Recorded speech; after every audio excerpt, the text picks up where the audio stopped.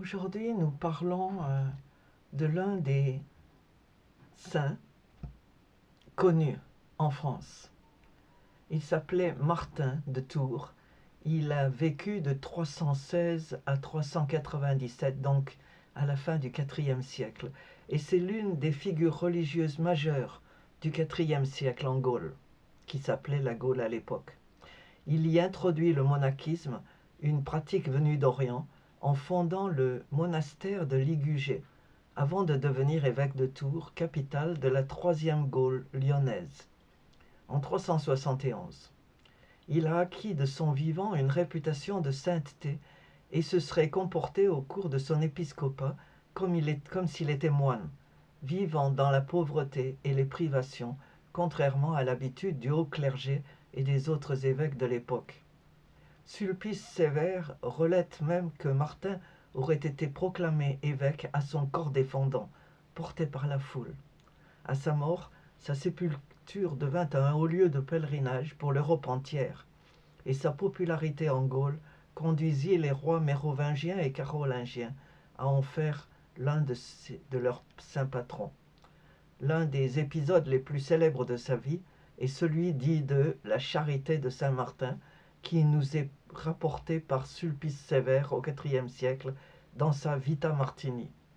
La scène se serait déroulée à Amiens vers 334 sous le règne de l'empereur Constantin. L'hiver à cette époque-là, à cette année-là, était particulièrement rude, et un mendiant se tient aux portes de la ville, nu, et implore les passants. Seul un jeune légionnaire se penche vers lui, ayant épuisé ses quelques biens par des aumônes. Il ne lui reste que sa cape d'uniforme. Ce jeune homme de 18 ans, Martin, résout alors de céder au vagabond un pan de sa cape. Il la découpe par le milieu à l'aide de son glaive. La nuit suivante, le Christ lui apparaît en songe, vêtu de l'étoffe abandonnée aux miséreux, et s'adresse aux anges qui l'entourent. Simple catéchumène, Martin m'a revêtu de cet habit. Sulpice Sévère donne les premières années de la vie de Martin comme modèle du renoncement au vieux monde romain. Né païen, Martin n'a de cesse de chercher à devenir chrétien. Contraint par son père de s'enrôler dans l'armée, il se tient à l'écart des vices militaires, y compris de la violence. On trouve l'origine du mot chapelle dans le latin capella, qui viendrait de capa, cape, manteau à capuchon.